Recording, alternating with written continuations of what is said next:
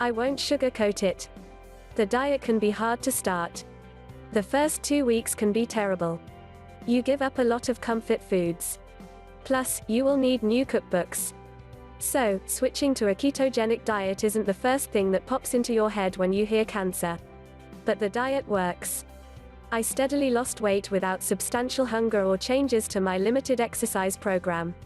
My overall health improved, I slept better, felt better and hopefully look better. Don't expect to turn into a muscle-bound.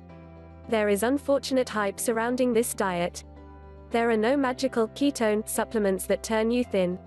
But studies show it might improve your thinking, help with type 2 diabetes, dementia, seizures and inflammation.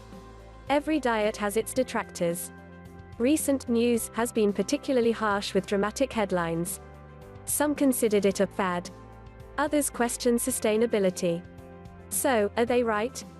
The diet has been in use since 1930, so it is hardly a fad. While people who eat a lot of meat may have a shorter life, a ketogenic diet is not a meat diet. There have been many studies of this diet for serious medical conditions, and they have shown it can be sustained over time. Diet commercial will tell you, it is all about the food. Here are some sample ketogenic meals that I think anyone would enjoy. You eat lots of good healthy oils, fish, eggs, cheese, some meat, and vegetables. The diet is satisfying and easy to prepare. Of course, be skeptical of diet health claims. Here are 2 websites that will explain the ketogenic diet. Diet Doctor is the best overall with great videos. Charlie Foundation is particularly useful for medical issues. Both have great recipes. Today, my daughter Alina is a cancer survivor. We are now 2 years beyond her initial diagnosis. There has been no evidence of tumor regrowth. The ketogenic diet may have helped.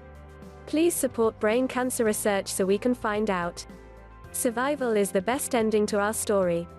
And that is why I lost 105 pounds, 48 kilograms.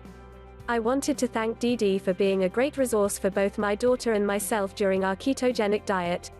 I recently gave a presentation on the ketogenic diet entitled Why I Lost 110 Pounds.